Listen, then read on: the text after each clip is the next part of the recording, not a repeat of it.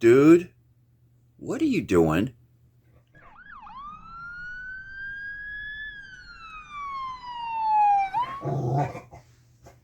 Huh? Sir?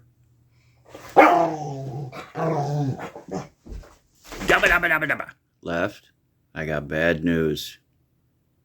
The truck is more broken. We got to get more parts for the truck. But don't worry, we're going to get it straightened out. So let me give you a close-up look.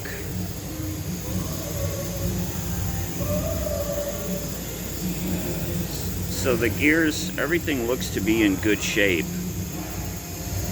except this is the pinion.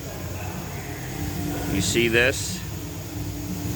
So when he worked on this 2 months ago, he said this had some, it had some rust on it from the vehicle sitting. You get condensation, and if the vehicle isn't run and it's in humid weather. So he did a bunch of cleanup on this. And in hindsight, he's like, we should have just done the gears 2 months ago. So he had cleaned this all up because he didn't want me to have to pay for new gears. But now we've decided that we're going to go ahead and replace the pinion and the ring gear. So I've got those ordered, actually due in today to my house. We're here on the weekend right now, just plugging in the truck. So there's a new bearing. He's got the pan all cleaned up and ready to go back on. So he was putting it back together yesterday, but he said he really did not like, or on Thursday, I'm sorry, he did not like the way that the bearing was acting down on this pinion shaft here. So we decided to just go ahead and do the gears. So that's where we're at. Trying to read the, yeah, that's a Timken.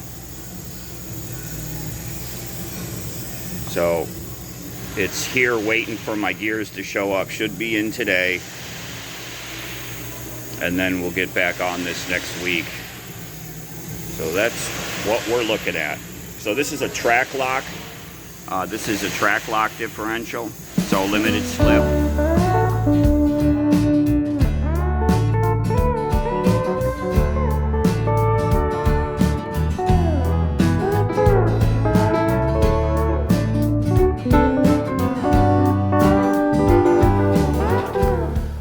So I had to find gears for this thing. On the differential cover, there's a tag, and then also stamped into the right axle shaft, it's the Dana part number, the BOM, Bill of Materials part number.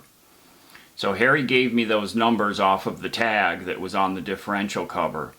And he also gave me the Ford part number. Trying to find them from the Ford part number, they're obsolete. So I took all those part numbers, and I ended up taking the Dana BOM number and searched for that. And that landed me on a PDF file from the Spicer Media Library website. I downloaded that manual, and it was the early Ford from like 98 to 2011. It was the BOMs for all of the Dana rear ends that were used in Fords. And my BOM number was on there.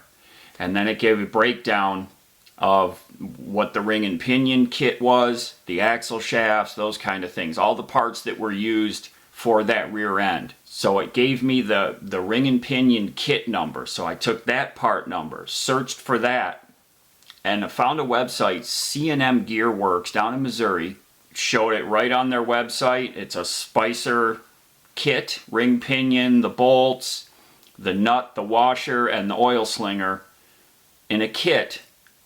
$195, I think it was. So I called them. Now I haven't called to order something in quite a while. A real nice guy answered the phone. I said, hey, I'm looking at a gear set on your website. I just want to be sure you got it in stock. He goes and looks, and he comes back and says, yeah, we've got 2 of them on the shelf. I said, can I order one of those from you? He said, yeah. So I gave him my information. He goes, now how do you want that shipped? And I said, well, I'd like to get it quick. My truck's up in the shop in 100 pieces. And he said, well, it looks like the best, most cost effective is we can put it into a US Postal flat rate large box for 20 bucks. And it'll be there in 2 days. Got off the phone with him. That was Thursday afternoon. Saturday morning, the box was on the porch.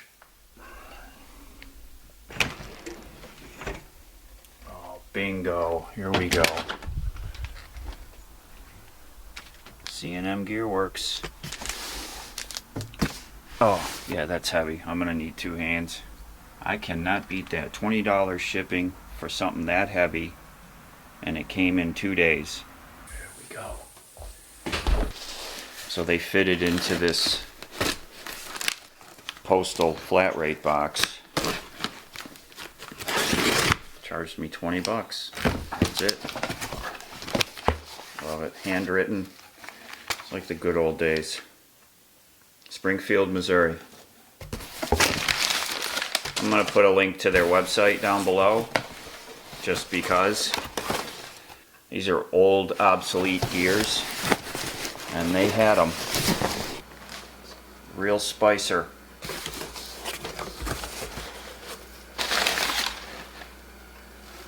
Oh yeah.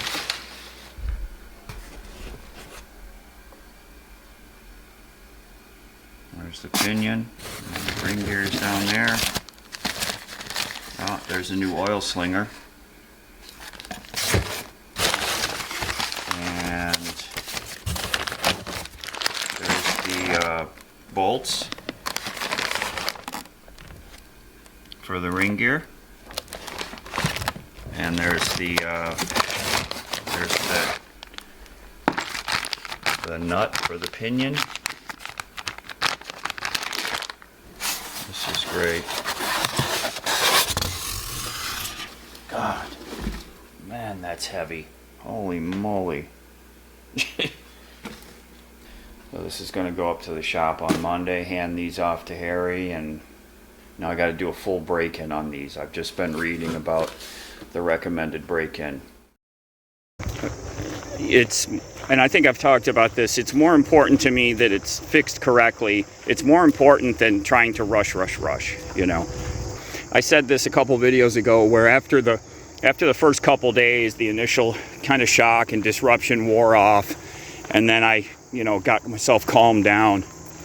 But it was interesting that when this happened, I caught myself kind of falling back into my old behavior, like that I got, you know, really wound up and really just like that it really upset me. And I caught that feeling. And, you know, I was watching like the video I posted where we were stuck on the side of the road there. And I was, you know, I was pretty calm. And that was, you know, hadn't even called the tow truck yet. Like, it had just happened. And I know that my internal changes from the last few years of retirement and having a much freer lifestyle, I know that changed the way I reacted to this situation for the better. I didn't like get super blood pressure, and I mean, yeah, it was initially, it stunk. And this is the first time that this truck has that the rig has left us stranded like that, you know, broken down. It's never happened before. And I know, and I've been through this in my head a bunch of times, I know that if or when this happens again, for whatever reason, that I'm gonna handle it even better than I did in this situation. That I know, you know, because I just got through this one without huge disruptions. And if it happens again and we have an issue where we have a breakdown for some reason, that I know that I'm going to be a lot even better situated to handle it. Each time I go through a challenge, since we've been out traveling around, whatever those challenges are, each time I go through it, and come out the other end, I'm a lot better for it. You know, being sick, different things that have happened, and I've noticed that I don't get riled up like I used to. This is probably the most wound up I've been in quite a while, and I think it was mainly due to I was trying to compartmentalize it. Like immediately when it happened, like immediately going through my head is, God, where are we going to stay? Because I knew we couldn't go back to the folks' house.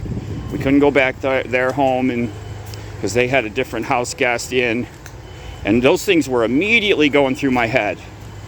And in hindsight, I didn't need to solve all those things immediately within the first 15 seconds. Just because I've always been, like, I'm wired where I have to have all those things lined up and solved and solutions. I have to have that for my stability, you know, like for my calmness. And, you know, I didn't need to have that immediately here. I could have worked out something. And in fact, what would have been the best move was to ask my daughter if I could come over and sleep on her couch that first day. For whatever reason, I said, oh, we got to go to a hotel. And which is what we did, and it really sucked. And I wish we hadn't have done that. We should have just asked my daughter, because she was fine with it, you know, the next night. And I think we did 3 nights over there. So we should have just asked her right off the bat. I hope she had fun having me over there. So I got a little tunnel visioned on, oh, we got to go to a hotel, you know, but I really didn't need to. And if I had just slowed myself down a little bit more, I could have seen that and done better. So next time when this happens, I'm going to give myself some more breathing time to figure out the best plan without needing to have a solution immediately, because I don't need to have a solution immediately. You can see the storm clouds. You know, yesterday was a beautiful day, but it's all over. I mean, it's all over. We're going to be tonight. We're going to be in the low 40s. So the summer done. This is New York saying goodbye to the summer. It happens usually very dramatically and instantly, just like it is right now.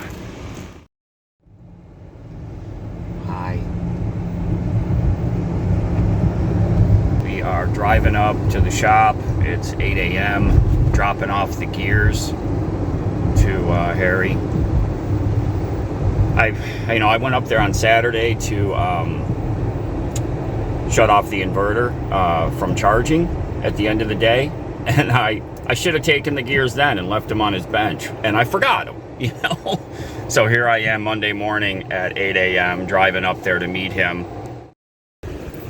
So thanks everyone for being here. I really appreciate everybody, you know, wanting to see us get back on the road and giving us positive thoughts about that the breakdown isn't super severe, and I'm really glad that you're all here giving us that support and positivity, basically, because, you know, as much as the situation stinks, it's not really super negative.